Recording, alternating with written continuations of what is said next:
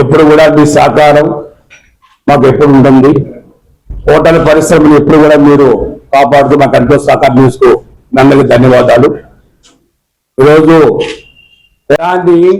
ఎందుకు ఈ మధ్య నా బాగా హోటల్ రైడ్ చేశారు. అప్పుడే చికెన్ వచ్చింది సుమారు 9 o'clock.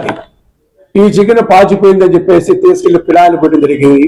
అప్పుడు కస్టమర్ ఏమవుతున్నాడు, ఈ హోటల్లో పాచిపోయింది అమ్ముతున్నారని చెప్పి చెడ్డ పేరు వచ్చి హోటల్ వ్యాపారం దెబ్బతింది. హోటల్ వ్యాపారం దెబ్బతిందంటే దాంట్లో సుమారు 50 కుటుంబాలు రోడ్డు మీద పడతాయి ఒక హోటల్ వ్యాపారం. కాబట్టి అధికారులు రావచ్చు, కానీ వీడియో తీసుకొచ్చి ప్రజలు తప్పుదో పట్టి చెప్పి కోరుకుంటారు. పాచిపోయిన ఫుడ్ మేము ఎందుకు పెడతాము? కస్టమర్ రాకపోతే ఈరోజు మా పరిస్థితి ఏంటి? కస్టమర్ రాకపోతే మేము విధులు పడతాం.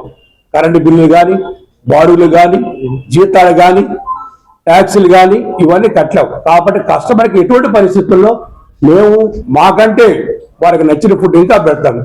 అలాంటి పేరున్న మన హోటల్లో ఈ మధ్య కాలంలో చాలా చెడ్డ పేరు తెచ్చారు. హోటల్ పరిశ్రమ చాలా దెబ్బతినింది. ముఖ్యంగా రేట్లు 50 ఫ్యామిలీలు తాగే సంస్థ.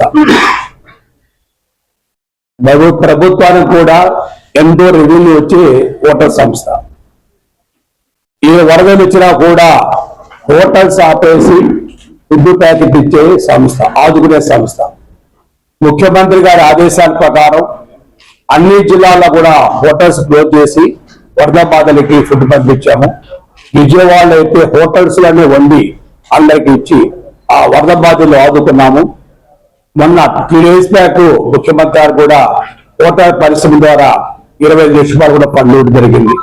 ఎప్పుడు కూడా మేము ఏ సేవ అయినా కూడా 10 మందికి చేయాలి. మా దగ్గరికి ఎన్నో ఆశ్రమానికి ఇస్తున్నాము. మేము బ్రతుకుతూ 10 మందికి దారి చూపించే ఏకైక సంస్థ రాష్ట్రంలో ఉందంటే అది హోటల్ పరిశ్రమ. రాష్ట్రంలో, దేశంలోనే. అలాంటి సంస్థ ఈరోజు చాలా కష్టాల్లో ఉంది. అది ఎలా చెప్పాలో అర్థం కావట్లేదు. దాంట్లో భోజనం పార్టీ తీసుకెళ్ళటం, దాంట్లో బల్లులు అంటాం, ఇది ఐటమ్ తీసుకెళ్ళటం, దాంట్లో బొగ్గు ఉందంటాం, జరుగుతుంది అంటాం. ఈ విధంగా ఫేక్ చేసి హోటల్ పరిస్థితి ఇంకా తమ్ముకుంటున్నారు. కానీ ఇది మంచి పద్ధతి కాదు.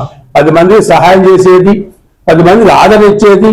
అలాంటి సంస్థల్ని ఈ విధంగా ఫేక్ మెసేజ్తో మమ్మల్ని బ్లాక్మెయిల్ చేయటం, సరే డబ్బు డిమాండ్ చేయటం ఇవన్నీ జరుగుతుంది. కాబట్టి మీ ద్వారా మేము ఎప్పుడు కూడా అందరికీ అనుకూలమే.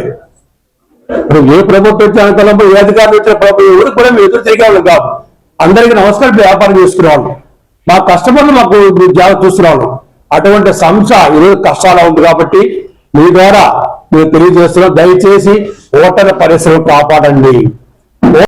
సరే, నెల్లూరు రెస్టారెంట్ అన్ని పేరు పెట్టి స్టార్ హోటల్ కూడా నెల్లూరు అప్పుడు ప్రత్యేకంగా పెట్టుకునే నెల్లూరు ఈరోజు ఒక అధికారుల వల్ల, రైడింగ్ల వల్ల చెడ్డ పేరు వచ్చి ఈరోజు హోటల్ పరిశ్రమ డబ్బులు కాస్తా ఉంది.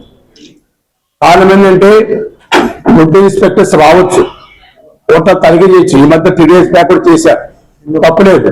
నిన్న కూడా చేశారు, తప్పలేదు. కానీ మీడియాను తీసుకొచ్చి ప్రజలకి ఒక తప్పుగా పట్టిస్తారు హోటల్ పరిశ్రమ. దానివల్ల కొన్ని లక్షల మంది దెబ్బతినికి ఆస్కారం ఉంది. ఈరోజు కస్టమర్ మా దేవుడు.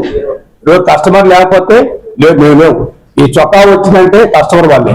ఆయన వచ్చి భోజనం చేసి దాని వల్లే మేము ఈ స్థితిలో ఉన్నాం. మరి ఆయనకి ఇబ్బందికరమైన భోజనం పెట్టాం కదా. ఈరోజు ముఖ్య సందేశం ఏంటంటే, ఈ సోషల్ మీడియా ఫేక్ ప్రచారం అంటే ఒక హోటల్ని టార్గెట్ చేసి అక్కడ తిన్న వాళ్ళకి లేని ప్రాబ్లము పార్సిల్ తీసుకెళ్ళి ప్రాబ్లం క్రియేట్ చేస్తున్నారు. ఇది మీడియా వాళ్ళు చేసేది కాదు, కంప్లీట్గా సోషల్ మీడియా వాళ్ళు ఒక బ్యాచ్గా తయారై బ్లాక్మెయిల్ చేయడం అనేది ఒక ప్యాషన్గా అయిపోయింది. ఎగ్జాంపుల్కి పేరుగాంచిన హోటల్స్, ఇందాక సార్ చెప్పినట్టు ఒక్కొక్క hotel history 30 years, 40 years, 20 years ఉన్నాయి.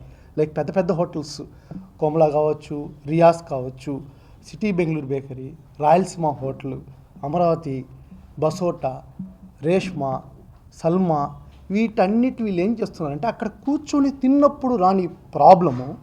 అంటే ఒక 1000 మందికి వండితే 800 members కూర్చొని తింటారు, 200 members పార్సిల్ అవుతాయి ఏ హోటల్కైనా.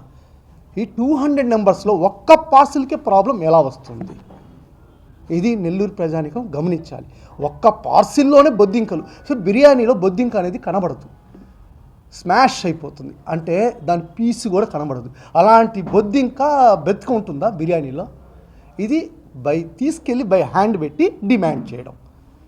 ఇలా చేయడం వల్ల నెల్లూరు ప్రజలు ఏమనుకుంటున్నారంటే, అబ్బా వద్దొద్దు హోటల్స్ ఎందుకు, హోటల్లో తినకూడదు, హోటల్లో తింటే ఈ ప్రాబ్లమ్స్ ఆ ప్రాబ్లమ్స్ అని చెప్పి మాకు డ్యామేజ్ జరుగుతుందండి.